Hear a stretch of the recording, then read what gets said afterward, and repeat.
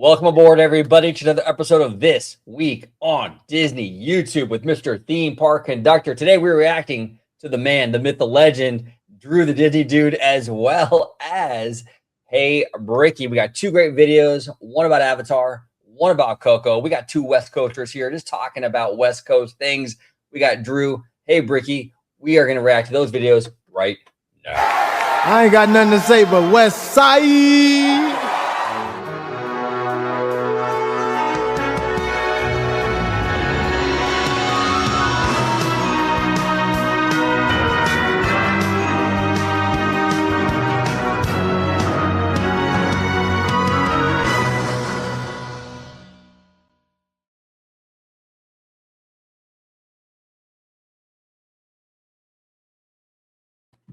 Welcome aboard, everybody, to another episode of OG55. I got Mr. Theme Park Conductor with me today. We're reacting to two great videos from Hey Bricky and Drew the Disney Dude. Before we get started, Conductor, welcome back. How you doing, man?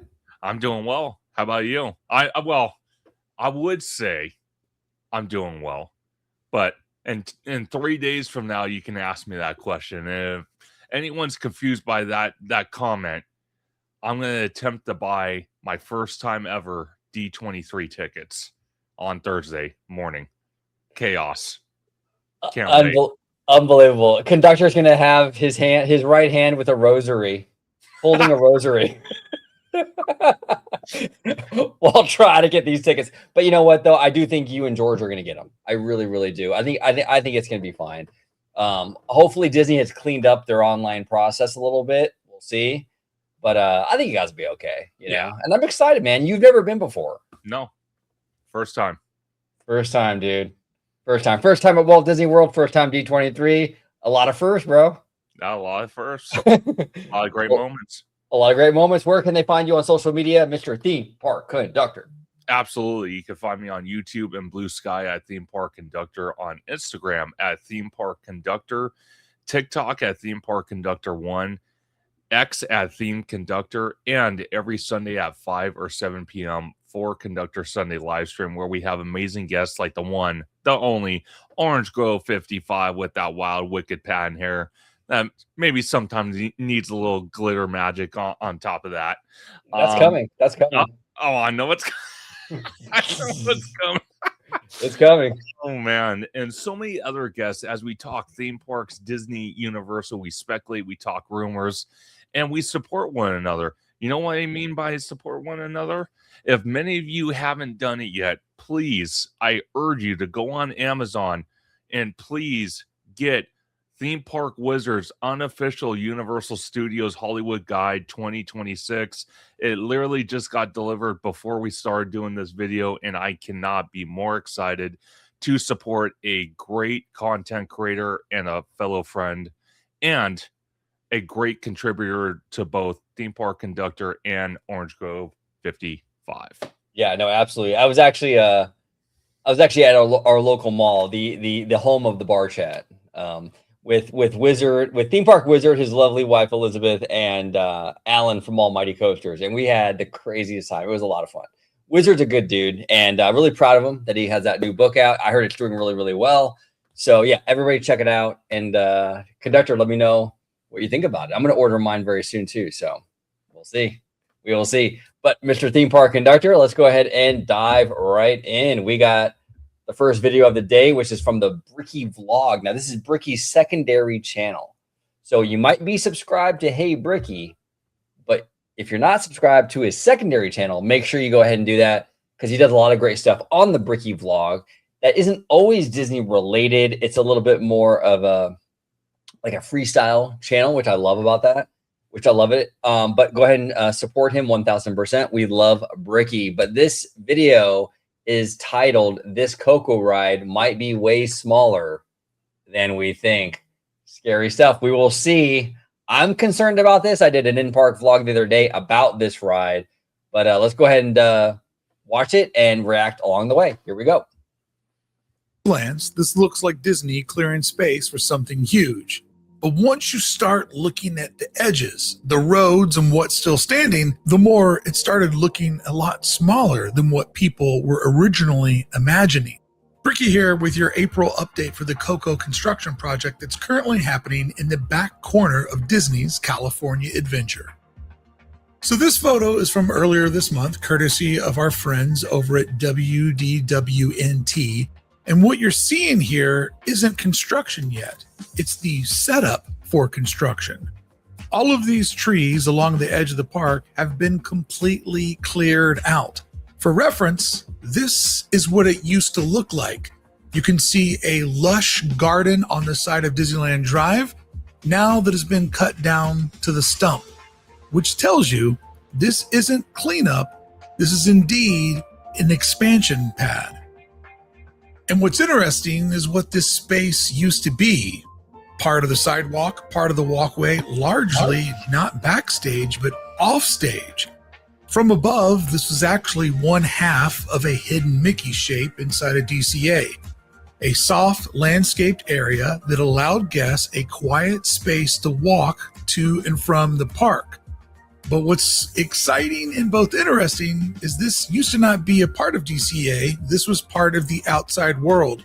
So indeed, congratulations, California Adventure. You just got a little bit bigger right as you turned 25. But now the former quiet pathway and an area to absorb sound for the nearby neighbors. Yeah, and actually, it's interesting. I was actually talking to Vash Sky about this on the phone recently, and about how, like, and I guess it's maybe like we were talking, kind of, speculating about all this stuff, and I guess it's like a Disneyland forward thing, because I wouldn't expect this area out here to be zoned for theme parks. Like, I'm thinking the sidewalk and all that is more like public, like city stuff. Yeah. Right. But apparently, maybe with Disneyland Forward, they got the approval that they can actually push the theme park stuff out to this particular area. And it's kind of surprising, because I didn't even like, and we've done a lot of speculation videos, you and I, and we all have here on your channel, my channel, but I never expected this land to be part of this project. It's kind of crazy, right? Yeah, it's totally insane by far. But one thing, and I'm glad you paused it here, because this is a good example.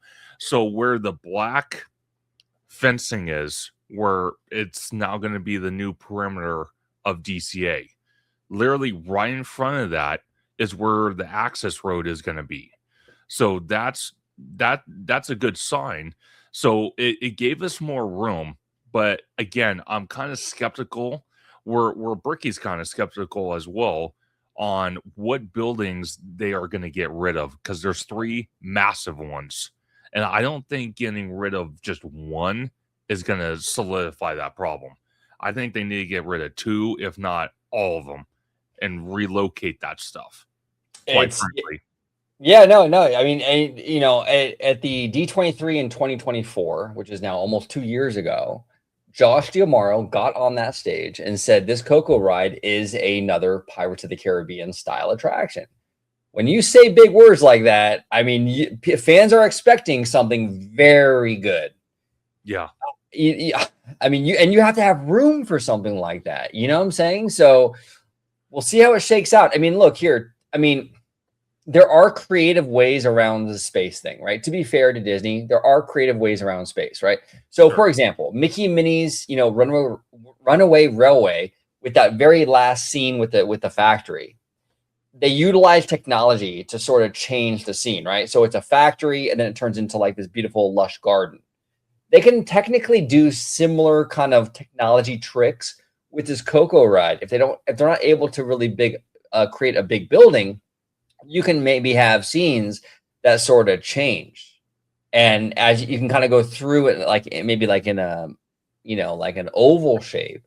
And as you go through the scenes change. So it seems like you're going through a bunch of new scenes, but they're not. They're changing. You can do things like that, but will they do that? I don't really know.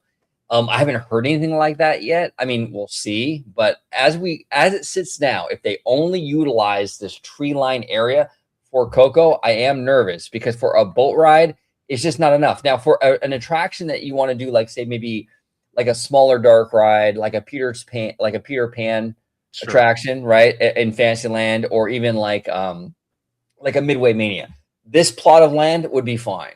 But for the boat ride, and the boat ride that we were promised, It's tough, man, but we'll see. It's still early on. They still might dig in, like you were saying, Conductor. They still might dig into those other buildings, right? But it's logistically very difficult because you have a parade building, and that parade is a moneymaker for Disney with Oogie Boogie Bash and what have you. So it's tough to like tap into that, and it's a whole big mess. And that's why I'm kind of surprised they picked this spot, because it leads to a lot of logistical issues. But we'll see how it kind of shakes out. Is gone and temporarily absorbed into the park. Some of it will have to come back for a sidewalk at some point, right? Now fast forward to just this past week, and everything you're looking at here has been flattened to dirt. The planter gone, the trees gone, the bushes, the flowers, the walkway, even the original access road. Let me go back. Let me go back to this so we can kind of see it. Perfect. Okay, so when you look at it like this, it does look a little bit bigger. But my problem is now this back fence over here that you can kind of see in the background. I'm hoping that fence is going to disappear, and this outer fence is going to be, well, obviously it's going to be permanent, but that back fence, get rid of that. But you can kind of see the parade building right there, right in the top middle of the screen. Obviously that's going to go away. That will go away. My thing is there's another building literally behind it that's just as big. I wonder if that see, again, I kind of feel like all three of these buildings can be relocated, because if you look on Google Maps and you look right next to oh my gosh, oh gosh, the Guardians, oh my gosh, sorry, Guardians, and you look as you're exiting Guardians, you have that Stark gate, you know, that leads to backstage. And I kind of feel those buildings, they can move those buildings back there and really make this a Coco dark ride. So you see the three buildings here. If they got rid of all three of those, oh, dude. And then, like I said, if you go to the other side of the property where that other attraction's at, I think they could fit it, because you got the gate literally right there. So you got Guardians right there. Okay, and go up with your cursor right there. That's where that Stark gate is. And if you think about it, they could possibly build like one building, but just make it multi-story. You know what I mean? Right. They could do it. And then you're saying for this, have this be the new parade route, right? Yeah. Over here. Yeah, I mean, you could possibly do that. And if they were to do that, I mean, you're cooking with some gas here. I mean, that parade building right here is very big. These two buildings are very big. Sure. That in conjunction with all this area they just cleared, that's a boat ride. You know? For sure. And you're talking about having even enough room where you can actually build not like a whole land, but like a mini land where you walk into kind of like this Mexican Hispanic type village. You have maybe like one or two quick service, maybe a gift shop. Because right now, as it sits, if you only get rid of one of the three buildings or two of the three buildings, it doesn't give it a lot of room. It doesn't. They would need to annex all three of them.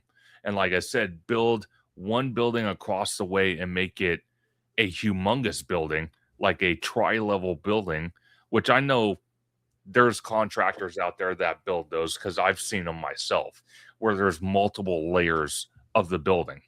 So it's more than possible. They could do it. Yeah, and one thing that's working in DCA's favor is out here in California. It's a little different in Florida, because I think Florida has so much room that Disney gets a little complacent, a little bit lazy. Yeah. But out here in California, they to give Disney credit, they do utilize the space very well.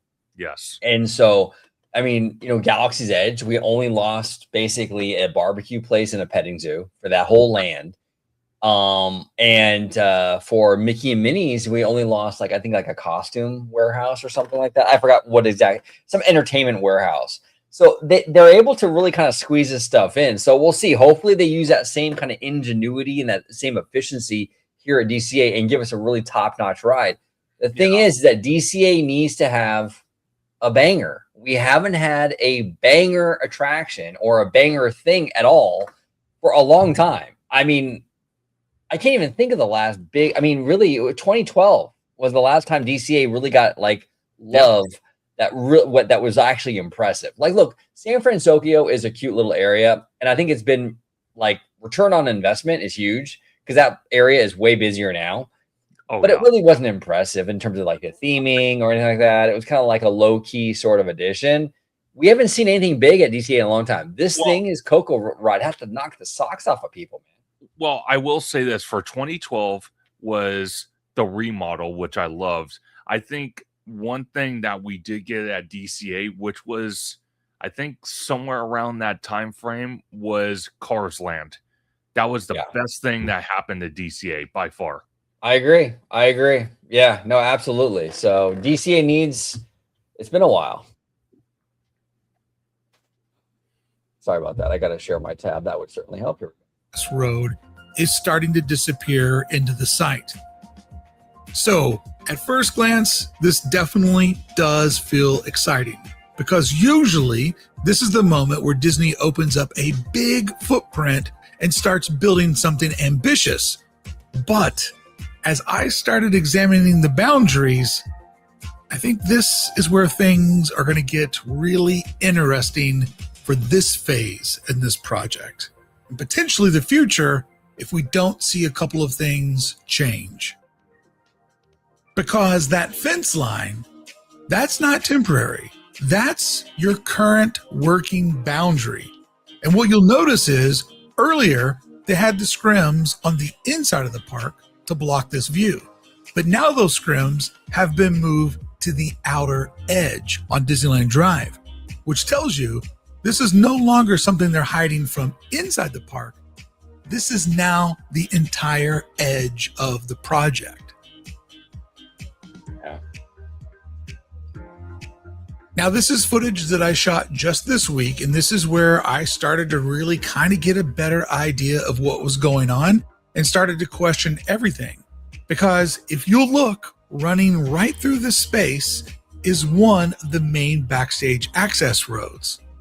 And you can still see, even inside of the construction space, that asphalt is still there. In fact, you can find the curb running through the entire area, which means that the access road and its grade hasn't fully been removed yet, which is a big deal because this isn't just a random asphalt walkway or parkway inside the park.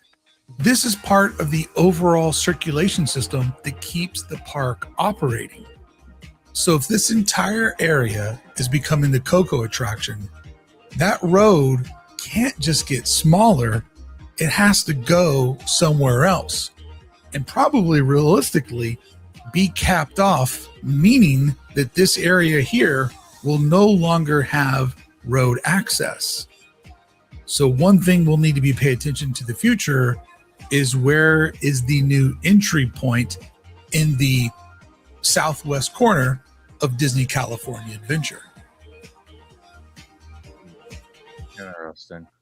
But what hasn't changed might be even more important than what has.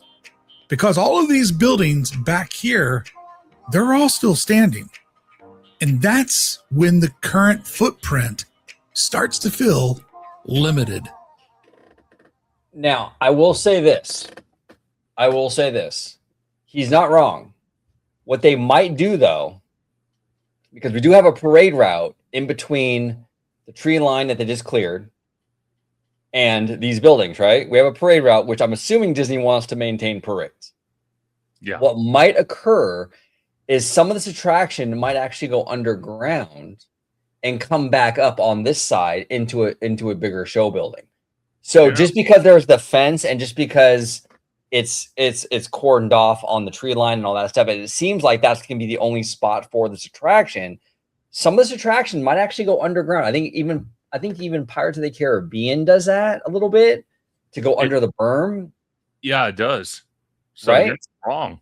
Yeah, I mean that could be a big possibility here. Like this building to the right, that building might go away, and that might be the home of another show building for this Coco ride. So all hope isn't lost, but we'll see. Because if all of these buildings stay, this entire attraction needs to fit inside this exact space, which is a very important distinction, because then that means Walt Disney Imagineering is not designing something from scratch. They're designing around constraints. And historically, when Imagineering has to design around existing infrastructure, that's when you start to see very specific types of attractions show up. It may not be your favorite, but Galaxy's Edge was giving a 14-acre blank slate for Imagineering to build upon. Ignore the timeline, ignore the attractions. You have to admit it's a beautiful and breathtaking land. However, Avengers Campus had to fit in a very awkward footprint, taking over the former Bugs Land. Most people don't rant and rave about how great Avengers Campus looks. In fact, it's gotten pretty negative reviews. And most people's complaints about Star Wars Galaxy's Edge is that it's not to their liking as far as the intellectual property, but the only complaint you ever hear about its size from some people is that it's just too big. Now, when I was able to zoom in closer, you can start to see what they're. Now, here's the thing though with that. He's not wrong when you're imagineering something from a place of restraint, right? Where you have to work around a certain footprint or what have you. Yes, he's correct. Sometimes you get, poorly constructed stuff like, Avengers Campus. But we can't forget though, some of Disney's best stuff though has been from those limitations. The reason why we have a Haunted Mansion stretching room is because of limitations like this, physical limitations where you needed to get people underground and beyond the berm. The reason why you have a really cool Indiana Jones queue where it feels like you're going through this temple forever and you feel like you're really exploring is for that same reason, to get outside the park into the show building. So yes, Bricky's not wrong. You can have a Avengers Campus if you have, if the design work ain't great and they're not really getting really super creative with how they utilize those restrictions in that space. But you can also, if they really put the work in, can come up with something really, really cool and something that actually really, really works. So it doesn't always guarantee a worse product, So we'll see how it shakes out with this one. I don't know. They're doing right now. This isn't vertical construction yet. This is still demolition site prep. And keeping our fingers crossed, maybe there's still more sites to prep. But currently you've got heavy machinery pulling out root systems. You've got concrete footers where old lighting used to run up and down Disneyland Drive and old infrastructure used to sit. And if you look closely, you can even see where utilities are starting to get exposed. So all of this tells you they're still in the phase of clearing everything back to a blank canvas. But how big of a canvas? We don't know just yet because they're not building. They're still figuring out what they have to remove before they can. But maybe the thing that is the most telling is this: the palm trees. Because everything else is gone, but the palm trees are still standing. And Disney, historically, doesn't accidentally leave things behind, especially not at what feels like an entry point. So these palm trees would currently sit just right off the parade route, where guests would naturally flow into the new attraction, not a new land as many of us were hoping. And if you look at the concept artwork, there are palm trees at the entrance. Okay, so I want to pause it here. I actually did a recent video. You can check it out. It's only from like a day or two ago. I was at DCA, and I have a theory about this. And the concept art I think might be a little deceiving here because it looks like this archway, this mission style archway, is sitting where the Pixar Pier gate is, right?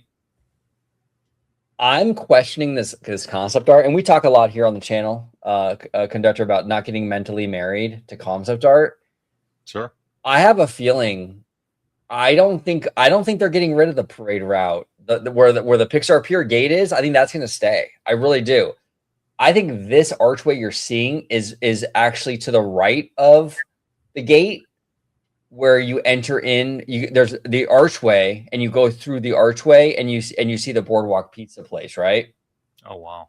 I think they're going to retheme the archway that's currently there, that goes into the Boardwalk Pizza place, and the Boardwalk Pizza place will shut down, and the Boardwalk Pizza place will be an indoor queue for Coco.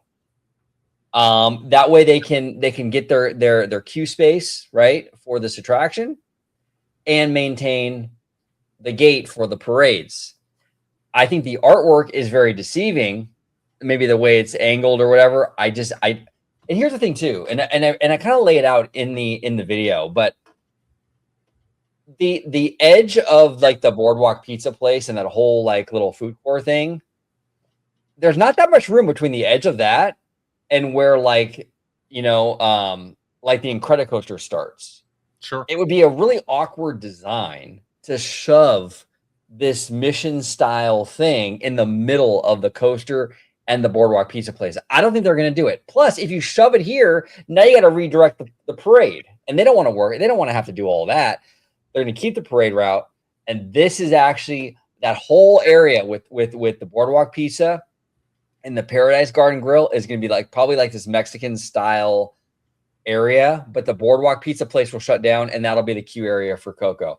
That's just my speculation, and I could be completely wrong, but it just makes the most sense. Now, a lot of people have commented on that video or hit me up privately and said, "Hey, but that pizza place makes a lot of money though on food and like food and wine festival and things like that."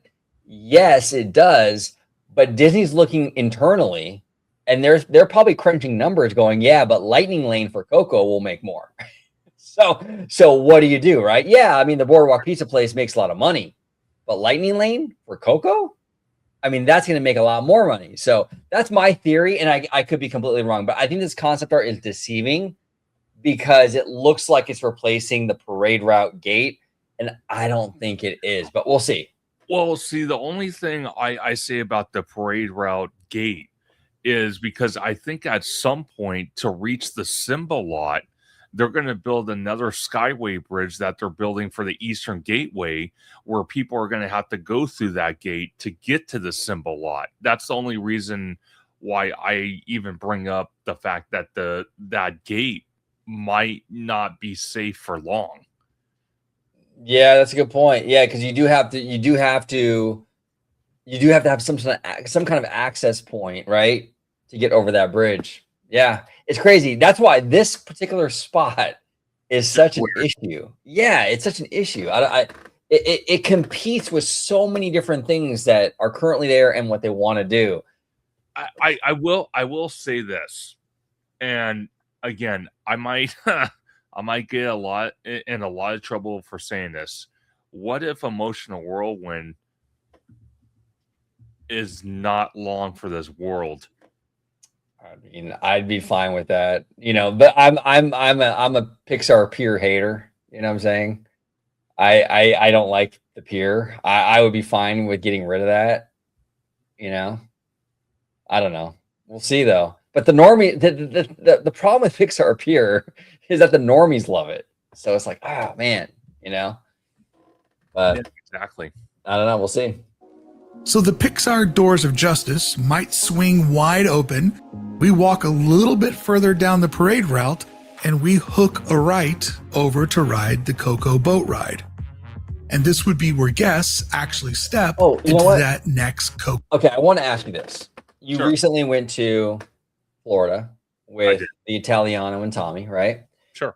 Now, did you go on the Grand Fiesta tour in Mexico at Epcot? We did not, but we actually walked in that area.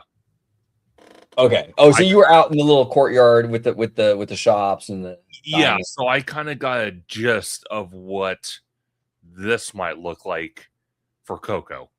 Yeah. I just didn't go on the ride itself.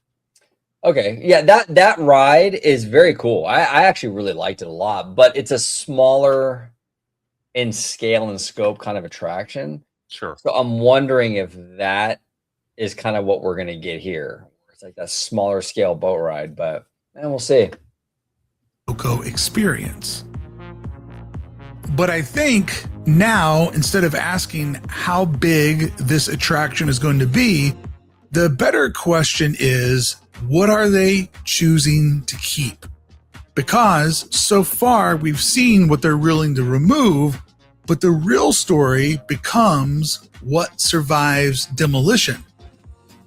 Because if this entire project has to fit inside this current footprint, then Coco might not be the massive expansion a lot of people were expecting.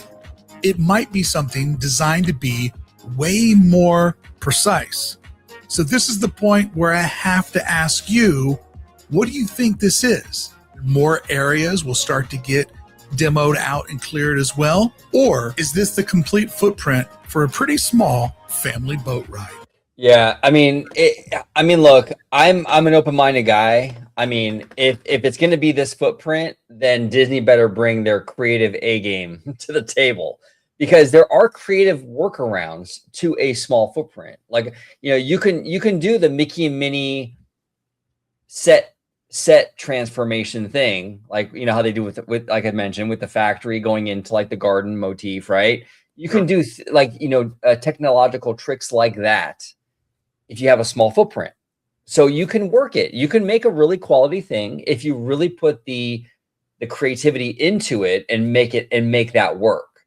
I mean, you can technically have people loop around an oval 10 times and have the scenes changing as you go through it, and you would feel like you're going through a massive building, right? Because every time you go past a building, it's different. Every time you go past a scene, it's different.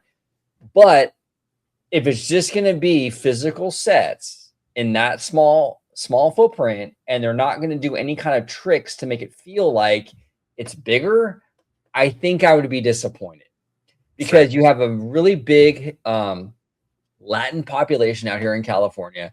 It's ridiculous to me that DCA didn't open with a Latin area, considering how woven into the fabric of the state like Mexican and Latin culture is here. So we're finally getting something to represent that culture, and you're going to kind of half-ass it. I don't think that's cool. And honestly, I mean, I don't know, man. And with all the locals that we have, it's money on the table for Disney. I don't understand it. Like, go all out with it, right? It just seems weird to me. But I mean, we don't really know. We're definitely like speculating. We don't know the details of this attraction. We don't know what they're going to do with it. We don't know how they're going to utilize the space. We don't even know if this is going to be all the space. So there's a lot of question marks, but it is concerning though. I am worried too. I mean, I hope it's not this small. I really. Ugh. Okay, so that was the end of the video. But everybody at home, make sure you subscribe to Bricky Vlog.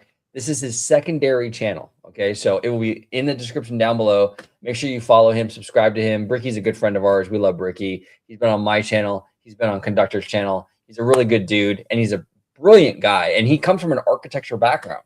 So he comes with knowledge and experience that a lot of Disney creators don't have. So make sure you check out Mr. Hey Bricky. Now, we are going to dive into the one and only Mr. Drew, the Disney Dude, another friend of the channel. And this video in particular is called The Hidden Plan Behind Disneyland's Avatar Expansion. Let's dive in. We got Avatar, Drew, the Disney Dude. Let's go. Avatar is coming to Disneyland, and this has been a big discussion point recently. What's up, YouTube? Drew here. Welcome to my in-depth look at Disneyland's upcoming Avatar destination, the timeline, the background, why I'm posting this video, why it's specifically coming to California Adventure, this balance of IP and originality, California Adventure's future, and what it means for the resort as a whole. All that and more in this video, so please subscribe if you haven't already. You won't regret it. Subscribe to not miss my upcoming content. And if you're planning a trip to Walt Disney World, you can visit drewthedisneydude.com to learn more. With that being said, let's get to it. The background, starting here, because why am I posting this video now? Well, this is because I was recently at Disneyland in person for a 2.5 hour long business update. The resort's leadership talking about what they're looking at now and where they're headed. And in this conversation, California Adventure was a big talking point as this park is undergoing a massive transformation with not only Avatar, but Avengers Campus doubling in size and the first ever Coco attraction. So a lot happening at Disneyland, from the guest experience to attraction reliability, cast member training, and more. But obviously these new attractions are a big piece of that pie. Now, at the time when I was there in person in February, Thomas Maslam was the president of Disneyland. Since Josh D'Amaro, Disney's new CEO, has promoted Thomas to replace him in his former role as chairman of Disney Experiences. So now Thomas has even more power within Disney Experiences, overseeing Disney parks worldwide, Disney Cruise Line, and Disney consumer products. And his promotion has actually led me to want to make this video even more because of how highly he was talking about Avatar and really how it's fitting into what they want to do with Disneyland, to getting new people to the resorts, and why this project was greenlit. So that's a little bit of background on, well, Thomas was talking about this project and what their goals are as leaders. And now that he has even more say at the company, I'm sure that his priorities, he's going to want to still be in effect at Disneyland, even though Disneyland has a new president with Jill Estorino. There's been so much leadership shift around the company, even to where we had no clue that that was happening when we were at Disneyland. But I think that's important to talk about. 2.5 hours in person and really looking at where they're headed. Well, Avatar fits perfectly in that. And then what we know about this project, like the timeline, everything we know so far, the basics, and then actually what's happening down the road. This project has had a very interesting timeline, even to where the name has changed from an experience to a land to a destination to an area. It's just Hey, conductor. Oh, I mean, God. bro, that's your jam, bro. Oh my God. I mean, I'll give you the floor if you want to rant. Where do I even begin the story? Oh my God. Calling it an experience, then a destination. Now it's an area, then it's a land, then it's, oh my God. I feel like I'm in Sunday school or preschool or some learning the ABCs, man. This is nuts. This is crazy. It's like, come on, man. If Thomas is greenlining this land when he was the Disneyland president, now he's in charge of all the Disney parks. It's like, okay, well, give us something. And if he wants to wait until D23, hey, be my guest. Okay. But I'm going to tell you now, if we get like little chicken scrabbles of news at D23, and then that's all we get, I don't know what to tell you, man. Well, that would be concerning. I mean, that would be very concerning because this is a project that has been in the works for a while, right? And it's big enough for a land. Here's the thing. This is the issue that I have with Disney. Sure. I feel like it's clearly a land, but I feel like Disney is like, they try to get fancy with their word game, you know? Sure. But sometimes you can over game something. Yeah. You know what I'm saying? And I think that's what they're doing. They're over gaming it. Like they want to make it seem more exciting than just, you know, an average thing, which is fine. But I think when you over game it and you say, oh, it's an experience, oh, it's a destination, and then you don't call it a land, to your point, you start to create a sense of like speculation or uncertainty amongst the fandom. And that's a problem. You know what I'm saying? And I think that's Disney's fault. Yeah, No, I mean, just call it a land. Just call it a land and make it really cool, and people will be fine. You know. Well, to give you credit though, because I did watch your in-park vlog talking about Avatar, and great job, by the way. That was an awesome video. And you even said in that video, you said, you know what?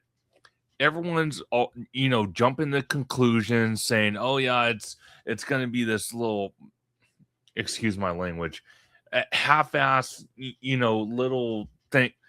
And you even said, Disneyland and DCA are some of the best parks to build new attractions, to build new experiences. You know why? Because of land constraint.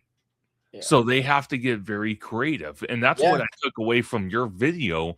You were basically saying in a nutshell, if I got it correctly, hey, at least give the Imagineers a chance.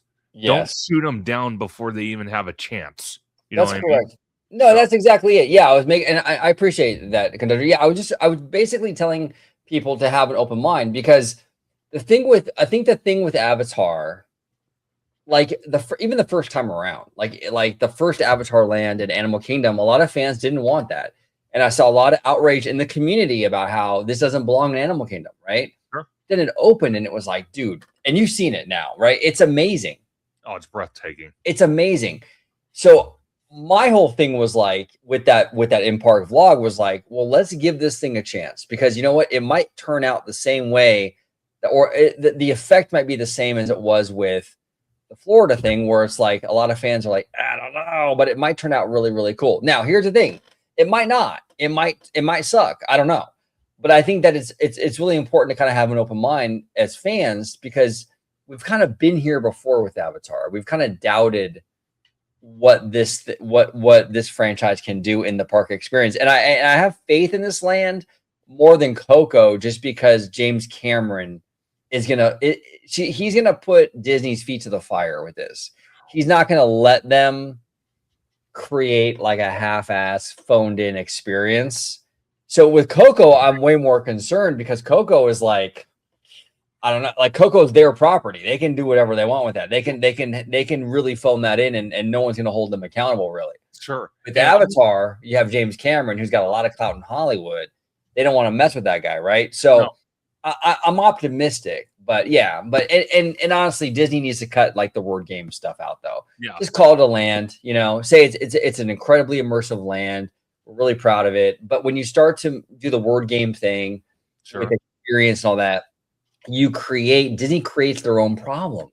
Yeah. And you get into this thing now where it's like fans are speculating, well, what does experience mean? What does destination mean, right? Well, I will tell you this. One of the things I also took away from your video, which has a lot of people concerned, including myself, now that I've seen Avatar in Animal Kingdom, is going to be the transition, how they do that, how people enter the land. Yeah. And the other thing on James Cameron is, with the upcoming Avatar movies that obviously he's going to hopefully be making, I can bet you dollars the donuts that he's going to have an on-site office on that project. I can almost guarantee you that, with Hollywood only being an hour away. I can almost promise you he will, because that's what we heard with Harry Potter. J.K. Rowling, she had an on-site office on the project, and she came all the way from the UK to make sure that every little detail that went into the Harry Potter land at Universal was correct to her liking, to her specification. And there were a couple times they even reported, there were a couple times she came in and she's like, what in the hell is this? Nope, rip it out, start over. Yeah. So well, and that's the thing too. Yeah, she's a stickler for quality. And again, I know she's a very divisive figure. I know, because of her stances on trans rights and all that stuff. So I understand that. I want to make it very clear. Her as a creative. Yes. With her property, like, she is very, very nitpicky, and she's a perfectionist, right? So yeah, she's gonna go in there and she's gonna make sure that it's perfect, and it's up to a very high standard, which is actually kind of funny, which is actually why she went with Universal instead, because Disney wanted to do a bunch of shit like spinner rides and things like that with Wizarding World, and Universal's like, no, we'll do whatever you want, and we'll make it, and it worked out. And I'm actually glad Universal got it, because I do believe it's good for the competition to have that. I think Disney would have had way too many big IPs if they would have had Harry Potter too. Yeah. But she went with Universal because Universal was like, you can do whatever you want, and you can make it. Disney wanted to do like walk around characters and like the typical theme park thing, you know? Sure. Yeah, it's crazy. But yeah, she's a stickler for quality. She really is. And actually, I gotta say though, I mean that Harry Potter, I did a video with Jared and Marcus, and on Tone's channel, Tone's TV. Shout out to Tone's. It was great, but we actually reacted to the trailer for the Harry Potter show, and I mean, it looks every bit as good quality wise, visually at least, as the movie. So we'll see how that shakes out. Been one of those things that I think a lot of Disney fans are thinking, is it actually happening? And there's even been rumors recently about this project not happening, but I'm really not going to address those again because of what I've heard from Disney's leaders. And while rumors are fun to talk about, there's been so many years of research and development put into this project that I fully expect it to happen, and I think it could shock us. Kind of leaning into, are we wrong about this project? Well, I can't answer that question for you, but I hope I can at least open your eyes to what's coming and what the reality is behind the scenes, at least that little peek behind the scenes that I recently got. But the timeline, right? In late 2023, that's kind of where things started to get rolling, because even earlier than that, Bob Iger announced this kind of out of nowhere as an experience. And as far as I know, it kind of caught everyone by surprise that Disney, even internally, their Imagineers and cast members and employees did not know that Avatar was coming to Disneyland, and that's why it was kind of announced as a general experience. But later in 2023 at IAAPA out here in Orlando, if you don't know, IAAPA is the International Association of Amusement Parks and Attractions.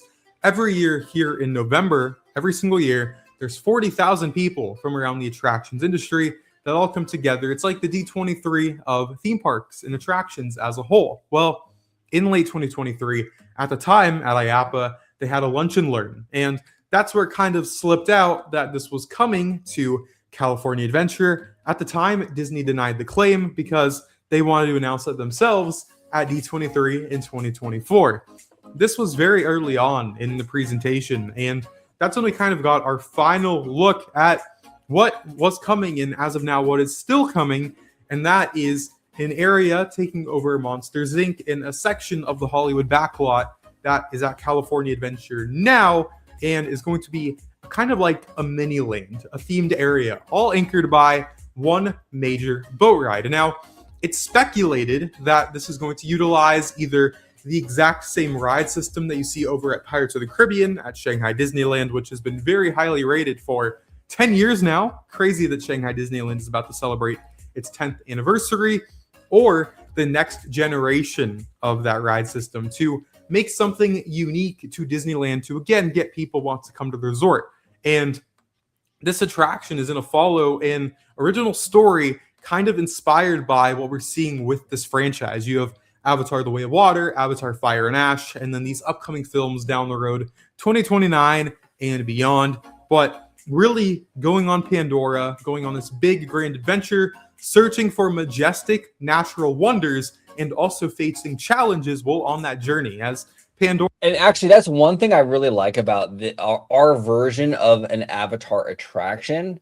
You went on Flight of Passage, right? And it's a beautiful experience. It's like we were joking like on the video we did together about your trip. Like it's like almost like an out of body like religious experience. Like it's almost like a near death experience where people talk about when they die and go to heaven. Right? It's almost like that kind of vibe, but there's no conflict though. There's no like, oh man, something went wrong and this crazy thing is now coming at me. It's just a serene, beautiful kind of gliding flight through Pandora, right? And even it's beautiful. And even like the boat ride, I know you didn't go on the Navi River, but the Navi River is the same way. You just kind of go through and it's a lot of beautiful scenery. There's no real conflict. This will be the first Avatar attraction that's going to introduce some sort of darkness, some sort of conflict, some sort of scariness, which is exciting. You know, that's actually one of the complaints a lot of people have with the Avatar attractions at Animal Kingdom is that there's no conflict. It's very, very serene the whole way through. You know? And I will say this, one of the added bonuses we will have at our Avatar land is seeing it at night. Yes. Exactly. Exactly. Yeah, they don't really get that over there in Animal Kingdom. You Nope. don't really get to see it at night, especially during the summertime, because summertime it doesn't really even get dark until like 8:30, 9 p.m. and Animal Kingdom is closed by like 6:30, you know? So yeah, I never actually got to see it when I was down there. I never saw it at night. Unfortunately. Yeah. Pandora has a lot of natural wildlife, and if you're going to go out on this adventure, well, you might run into some things that challenge you, but the end goal is to find these majestic things that this planet offers. And that's what I was kind of hinting at between this balance of IP and originality. You know, it's no secret that everything that Disney is doing right now is based around a return on investment, which at the end of the day, that's what makes them the money. That's what allows us to continue to get these new experiences. Even though personally I would love a fully original attraction, I do think it's worth highlighting that we're not seeing any clones right now around the world. Disney has 14 new attractions in development. Not one of them is a clone. Yes, it's based around popular characters in franchises like Avatar, like Cars at Magic Kingdom and Villains at Magic Kingdom and Spider-Man overseas, but these stories are original. So even though they're drawing inspiration from the films, the Imagineers themselves are running with this story. And that's where I do want to give a shout out to something that. Yeah, and Drew is right on this. I think Disney is trying to give the fans, I think they're trying to compromise with fans, right? So Disney understands, and Drew has laid this out beautifully, where they're looking for a return on investment. Well, an original attraction with no IP, that is a crazy roll of the dice. That's a risky move because you don't know how people are going to respond to that. Now, if you attach an IP to it, like a Frozen or a Marvel or an Avatar or a Zootopia, you know that has a built-in fan base, right? So the return on investment, it's less risky. So Disney's looking at that going, okay, we can't just create something with no IP because we can't spend millions and millions of dollars on something that might not even hit. But at the same time, originality is important, and we do have to also make our biggest fans satisfied. So I think what they're doing is it's kind of like this compromise where it's like, yeah, you're not going to get Big Thunder or a Space Mountain again, but we'll do the IP thing, but we'll tell an original story with those IPs. I think that's a very good compromise kind of in the middle that they're doing. And he's right. He talks about it where there's no clones right now. You know, they're not getting a clone of Cars Land over there in Magic Kingdom. It's a fully unique experience for Magic Kingdom, right? Which is great. Even our Pandora that we're getting in DCA is completely different than what we see at Animal Kingdom. You know, original stories. So it's pretty cool. I think it's a really good compromise because as fans, we do have to understand it is a business. I know a lot of people just want to like, oh, well, you know, just do original stuff. It's like, that's cool as a nerd, but like soccer moms and like just the normies don't care as much. And Disney still has to make their money back on this, you know, these things, you know, they can't just blow money, you know, right and left on original stuff that might not even hit. At times has gotten a lot of attention, but kind of has flown under the radar is that Disneyland as a whole right now has pulled a lot of talent from Tokyo Disney Resort. And well, Tokyo Disney Resort is owned by the Oriental Land Company, and they fund Walt Disney Imagineering to create these projects. It's the same people that worked on things like Fantasy Springs, which has been highly successful and has some incredible attractions. Those same Imagineers like Emo O'Brien and Daniel Ju are now working on Disneyland's projects, and that even goes deeper into the entertainment side. But the fact that these Imagineers that worked over in Tokyo. Yeah, and that's a great point that Drew brought up. And that's a point that a lot of fans are forgetting because that was announced a while ago. That the creatives behind the Tokyo stuff are working on the DCA stuff. That's big. And one of the newest announcements since Thomas took over Josh's old spot was I forgot her name. You remember her name? That's Disneyland as Espinita, I think, or I forgot too. But I do apologize. Yeah, but I know what you're talking about. Well, the point I'm trying to get across is she overlooked all the international parks, and that's a good thing because a lot of great stuff. Disneyland Paris, Shanghai Disneyland, Hong Kong Disneyland, Tokyo Disneyland for sure.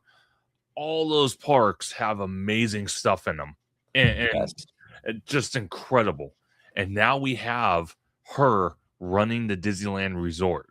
So to be honest with you, I think the Disneyland Resort is about to get some massive love that it desperately needs alongside Walt Disney World. But for right now, I kind of feel like Disneyland needs a just a little bit more magic. Just right now.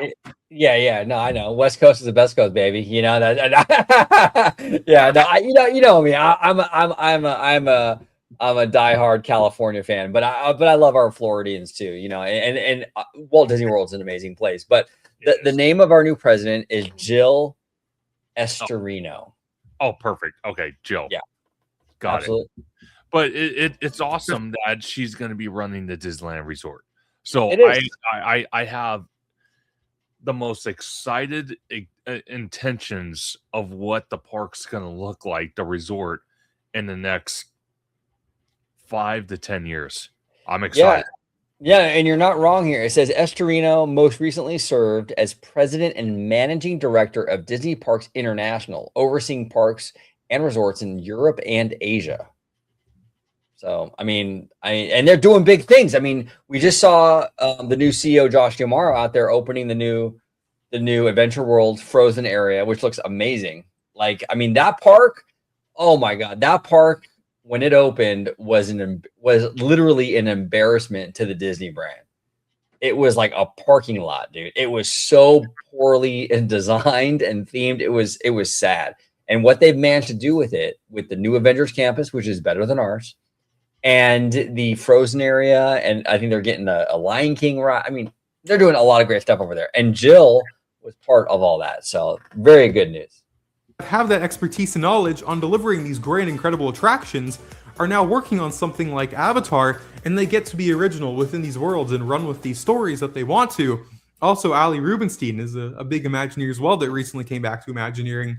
These are people with strong resumes and a lot of experience, and that's why when I'm kind of looking at the timeline of this project and how it's evolved into this one major attraction, well, they really get to focus on making one big thing right. Now, yes, you're going to have some space to walk around, and those mountains and the rock work and the architecture is beautiful, but at the end of the day, people really come to the parks to go on as many attractions as possible. That's what makes a day. That was a point that came up a lot with our meeting, is how many attractions are people getting on in a day? That's a big point of feedback. So I do think it's worth mentioning that, yes, everything is IP, but be optimistic, or at least I'm optimistic in the sense that you have very talented Imagineers who've played with some big budget projects now getting to toy with Avatar. And how could that play out? Well, that's what I want to talk about next. So why is this area coming to Disneyland, and specifically California Adventure? Well, again, this all goes back to that 2.5 hour long presentation with Thomas Maslam, at the time the president of Disneyland, now the chairman of Disney Experiences, Disney Parks, and Disney Cruise Line worldwide. It's very important to know that, again, he's been promoted, and that comes back to a core idea and a core priority with Thomas as a leader himself, getting first-time visitors to Disneyland and getting families to Disneyland, attracting a brand new audience, because as of right now, over 50% of Disneyland's market are California residents, and they're really trying to expand on that. They said that we greatly appreciate our California visitors, but we want people to come see what we have here. You know, this is Walt Disney's original dream, and we're kind of carrying on what. And I love that. I love that. And like I just said, no one is a bigger fan of California than OG. Okay, I love California, but Disneyland was created to be an inspiration to the world. It was the plaque doesn't say an inspiration to Southern California. No. It says to the world, you know. And I think somewhere along the line, I think Disney has kind of lost track of that a little bit. and is focused mostly on the locals market. And I understand why. I mean, we have a huge Southern California is very populated, and I can understand the temptation to just sort of lean into that. But I want the world to see this amazing place. Like Drew said, this is Walt's original park, you know, and while we aren't as big as Walt Disney World, we have our own personality, a lot to offer. I mean, Disneyland has the most attractions out of any Disney park on the planet. Now, a lot of normies don't know that, you know, and I think that's Disney's fault. Let people know how amazing this place is, you know. But Avatar, yeah, Avatar is big overseas, probably bigger overseas than it is over here in the States. So you'll probably get a lot more international guests. But even Zootopia, I mean, even if they do a Zootopia land in DCA at some point, that would bring a lot. I mean, dude, that movie made a boat, like, dude, so much money in like China. It's insane. So you bring Zootopia over here to California. I mean, I'm telling you, we will have tourism like you wouldn't believe. But that's like the two-prong approach, right? And he kind of gets into it where it's like Coco is for the locals because we have that Mexican culture out here in Cali, and Avatar is for the internationals. It's that two-prong thing. He started, right, by doing these new things. And really something that I appreciated more than ever recently is Disneyland Handcrafted. If for some reason you haven't watched Disneyland Handcrafted, please do, because really seeing that story told for the first time through the actual people who were there on the ground, it just is incredibly emotional and beautiful. But really how Disneyland's built on this legacy of doing big things. If Walt never took that big swing by attempting to build Disneyland, well, the current Imagineers in leadership now can't take these big swings with these characters and franchises. And that's when the light clicked in my head is, well, in full transparency, me personally, I don't want Avatar at Disneyland, but I'm looking at this objectively through the general Disney fan visiting Disneyland. And if you really are trying to attract a new clientele and get someone to come to the parks for the first time and then turn them into a repeat visitor, what do? Well, you offer as many unique things as possible. And that's why when you look at the overall future of California Adventure, with the first thing we're going to get is the Avengers Campus expansion, Avengers Infinity Defense, and Stark Flight Lab. I recently posted a video about that expansion, so click up here on that card if you want to watch that video. But also looking at Coco, and that's the first ever Coco attraction, which perfectly blends with California's customer base and clientele and culture. And then you look down the road with Avatar, the final project that's going to open, and how that really kind of builds on the success of Pandora at Disney's Animal Kingdom. Now, also worth noting, Thomas Maslam has leadership experience previously in his career at Walt Disney World. So he's very familiar with the power of Walt Disney World being a worldwide destination and how for almost 10 years now, Pandora has delighted guests at Animal Kingdom. Flight of Passage is one of the most highly rated attractions at Walt Disney World. So he's probably looking at his past career and saying, well, I know what Walt Disney World holds.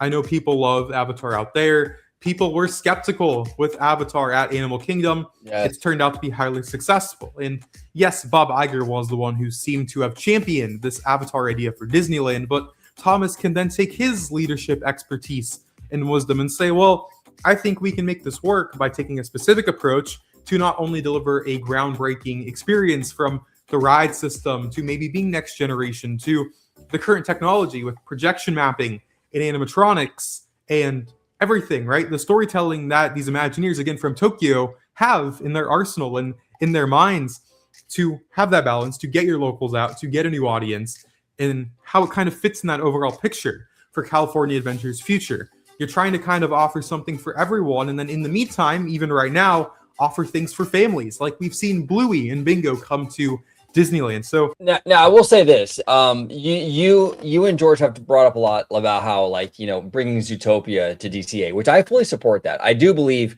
I don't want them to cancel Avatar for it, but I do believe Zootopia has definitely should have a home at DCA, right? Because it's, I mean, even the meet and greet over there on the what we call the bathroom row over there, you know, yeah. I mean, the meet and greet with Nick and Judy does very well. I mean, I was just there this past weekend and it was like packed with people still. So I agree with you guys. I think Zootopia should come to DCA. Now, the power of Zootopia, number one, it kind of does the same thing that Avatar does because you get the international stuff. Like you get all like the Chinese tourists from or just Asia in general. They love that franchise. So you get a lot of the Asian tourists. But aside from that, though, Zootopia, and I don't know the internal numbers, but I bet you the merch sales for that Zootopia stuff is probably through the roof. It's super cute. I mean the little Nick and Judy little hats and stuff. I'm sure that stuff sells like crazy. They got to bring it to DCA eventually because that is a money printing machine with Zootopia. Oh, you know? 100%. I think personally, it will go into the Simba parking lot, and I think at some point with Avatar, we're going to open up with one attraction, but I think at some point they are going to build a second. And what I would like to see DCA do is what they did with Adventure World. They opened Frozen, okay, beautiful, breathtaking, the whole 9 yards. But literally, as people are walking the long pathway to get to Arendelle, they pass the construction walls where the Lion King's going to be. I think if they do that, if they open up Avatar and they have themed construction walls showing concept that they're going to build a second attraction in the near future, it's going to get people excited. Because if they don't, or they don't incorporate some way to kind of tell, okay, this entrance over here in this corner is going to possibly be maybe another attraction, people are going to lose hope. And because the skepticism will become very real. And I'm not saying that every single IP needs multiple attractions, but for a franchise like Avatar, for a franchise like Zootopia, I think a second major attraction is warranted. They make enough money in the box office and in Hollywood to justify doing that. That's fair. No, you're right. That's fair. And honestly, these two franchises I think are great for DCA in general, just because I'm kind of Pixar'd out. I mean, I love Pixar. I don't want people to get the wrong idea. But for DCA though, I'm Pixar'd out. There's been a lot of people that have discussed maybe like doing like a Monsters Inc. area over by the Hollywood Land thing. And I'm like, that's cool. I think it works for Hollywood studios, but like, how much Pixar are we going to have? We got Cars Land, which takes up a huge amount of land. We have Pixar Pier, which is all Pixar. And then you're going to add another, 6, 7, 8 acres of Monstropolis on top of that. It's at a certain point, it becomes a Pixar park. And I want DCA to have a little bit more of a variety. So Avatar is cool. That brings something new. I think Zootopia is great. That's something new. That's not Pixar. That's Disney Animation. We need that mix. That's why I supported the San Francisco stuff too, because it was like, okay, cool. Finally, something that's not Pixar, So we'll see. But let's let Drew finish and then we'll get out of here. The short-term plan, right? Limited time entertainment, improving the guest experience, making attractions more reliable. Those are the things they're focusing on right now. To down the road, offering something like Coco for your locals while offering something like Avatar for everyone. And I think Avengers kind of fits both of those profiles as well. So, but that's where we look to D23 this August, when Thomas Maslin for the first time will take the stage as chairman. Did that image just spike your blood pressure? A little bit. It's like some PTSD. I think you guys are going to be fine. I think you're going to get it. But the D23 thing, like, that's the worst part about it, is just getting your spot. Yeah. No, I'm pretty confident because the cast members we talked to, because we called D23, me and George, and we talked to them, and they said from 2024 to now, they've really updated the system to a whole nother level where it's more reliable, more efficient, and everyone should have a better experience. So I'm hoping that's the case.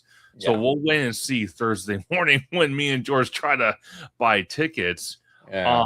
One thing I did want to mention that I didn't mention on the Bricky vlog video was if they're building or as they're building Coco and they rip out those buildings, especially obviously the one that holds the parades. Right. Let me ask you this. Do you think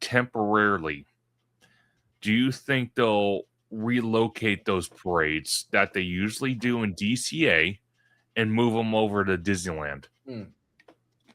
Yeah, I do. I mean, I wouldn't be surprised if Oogie Boogie Bash is temporarily done at Disneyland for a couple years. Okay. I wouldn't be surprised. I really would. I mean, that's a possibility. DCA is going to be a construction site. It's going to be, it's like, I mean, it's like Animal Kingdom right now. There's walls, all over the place. I mean, I think DCA, once they really start ramping this stuff up, they might have to do something like that. Okay, so let me ask you this now, going to Drew's video. When you did your first in-park vlog and you're talking about Avatar, where do you think is going to be the best transition point that they can work with to get into Avatar? Do you think it's on Hollywood Boulevard, or do you think what David actually suggested? It wasn't my idea. It was David from Fresh Baked. He actually mentioned about as soon as you get through the entrance gates where their version of City Hall is in the little gas station, little store right there, that's where the entrance to Avatar would be. Yeah, I would prefer what Dave is suggesting. Okay. For me as a fan, I would want to go through Buena Vista Street, like go through where like City Hall is. Yes. Make that tunnel and go in and be like, oh my God, this is so cool. Now, the only reason why I don't think Disney will do that though, is because you bypass all the stores. Yeah. And that's the point for them. That's the point. You bypass the candy shop and the merch shop and all that stuff. And they don't want you doing that. And they know Avatar is going to be a big draw. So they don't want you walking in a DCA and immediately hanging a left. So, but I agree with Dave, though. I think like from an aesthetic point of view and from a theme park immersion perspective, I think it works really, really well. I think and this is the one thing about the Pandora project that I'm kind of like about.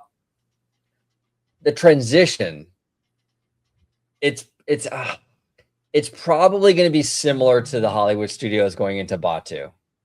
Yeah, and folks, as he said that, I got first scope, first see of that in person, and I thought I was in Los Angeles. I didn't think I was in Orlando, Florida. Just to clarify, it looked god awful. Yeah, they might do something like that. Now, we do have a great team, like Drew was mentioning. We do have a great team working on this stuff. They might come up with a really, really creative, cool way to transition from that Hollywood Boulevard into Pandora. I mentioned in my in-park thing how we go from Buena Vista Street into like Grizzly Peak, and it's pretty seamless. It's hustle and bustle, in that little Carthay Circle cul-de-sac. And then the minute you go into like Grizzly Peak, it's like everything just quiets down and the trees, and you get really sucked into it. So if they can do something cool like that, where it's like you got like the Hollywood Boulevard thing, and then you get sucked into this cool, really like aesthetic, the aesthetic natural beauty of Pandora, and it's really seamless. I would love that. But we'll see. That is the biggest worry for me, is like the transition. I think the land itself will be great because you have James Cameron, and I just think that like the rock work and all that, you can't really go wrong with that stuff. But transition though, that's going to be a tough one. That's going to be a challenge. We'll see what they can do with it.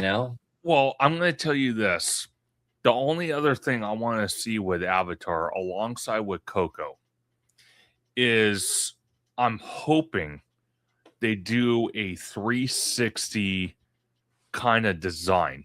And what that is, from any angle, whether you're inside the park, you're outside the park, you're in the Esplanade, you're on Harbor Boulevard, whatever it might be, whatever angle it is, you're immersed no matter how you look at it from any angle.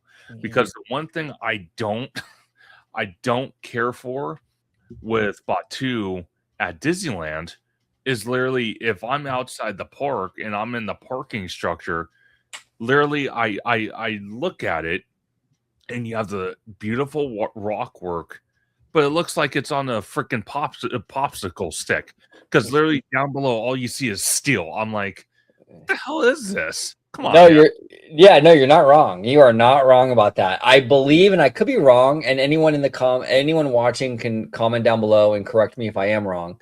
But I believe that was one of the things that they worked out with the city with Disneyland Forward, that they would have to do a lot more 360 stuff, because another sticking point, yeah, Batu is a big one, but even Cars Land, the backside of Cars Land is horrendous, dude. And so I think that was a Disneyland Forward thing. So hopefully that backside of Pandora just finish up the rock work on that side. Yes. You know, so when you're coming into the park from the Eastern Gateway, you see some nice rock work. Maybe they can put some trees there and you're good to go. So we'll see. Yeah, it's crazy. But I do want to give a big shout out to Drew. Drew's a good friend of ours. We love Drew so much. He's an awesome friend, an amazing creator. Check him out. Drew, the Disney dude. He's at 13,000 subs. Let's get this man to 20K. Come on. Subscribe to Drew, the Disney dude. We love him. And we love Bricky with the Bricky vlog. I'll be linking both gentlemen's channels in the description down below. Now, speaking of great creators, we do have our good friend Jared from Capture the Magic, who has a great apparel store, nerdy tea shop store. You can buy stuff like this, which is a Princess and the Frog, Dr. Facilier t-shirt. If you use promo code OG55, you will get a 10% discount. And last but certainly not least, the lovely, the one and only Miss Mimie Fan. She does a lot of great lifestyle and food content, mostly LA and OC area. She does our lovely outro here on the channel. She's been very supportive of us. We love Mimie Fan. She is awesome. So make sure you check her out. Info in the description down below. Mr. Theme Park Conductor, where can everybody find you and subscribe to you on social media? Absolutely. And big shout out to Orange Grove 55 for always being an amazing host. Shout out to Disney Drew Dude and my dear friend Bricky from Bricky Vlogs and also his main channel, Hey Bricky. Awesome guy to hang out with and just talk theme parks and nerd out. I love it. But you can find me on YouTube and Blue Sky at Theme Park Conductor, on Instagram also at Theme Park Conductor, on X at Theme Conductor, TikTok at Theme Park Conductor 1, and every Sunday at 5 or 7 p.m. for Conductor Sunday live stream, where we have amazing guests like the one, the only Orange Grove 55 with his wild, wicked patent hair that I love so much, and so many others as we talk about Disneyland, we talk about Universal, we speculate, we talk rumors, and we get the chat involved. The chat is really awesome on what they do. They have some great questions. We love answering them and really kind of just vibing out and just having a great time. We just did one this previous Sunday with Orange Grove 55 and the Leaving Today podcast crew. So definitely go check that out on my channel. And also, I do have a channel membership. If you like to join, it's called Conductor Ultimate Fan. All the Walt Disney World shows that I experienced over there on my trip are exclusively members only. So definitely go check that out. Some amazing content for members. Yes, absolutely. Everybody go check out Theme Park Conductor's YouTube channel. I'm on there all the time. The OG55 family is on there all the time. So make sure you support him. If you're not subscribed to him, that information will be down below. You can definitely find him. But go ahead and give him a subscribe. And also, check out his membership program. Conductor has been taking the membership thing very seriously. You've been dropping a lot of membership content lately. I have. A lot, which is great. I love that. So make sure you show all the love to Mr. Theme Park Conductor. I want to thank Conductor for joining me. I want to thank Drew, the Disney dude. I want to thank Mr. Hey Bricky, and I want to thank Jared from Capture the Magic for that t-shirt shop. And I also want to thank the lovely Miss Mimie, a fan, with all her great content regarding food and lifestyle stuff. Everybody, speaking of Mimie, we're going to let her take it away as she does our outro. Thank you all for watching this episode of OG Booty. Thank you so much for watching OG55. Don't forget to smash that like button, subscribe to the channel, and become a member today.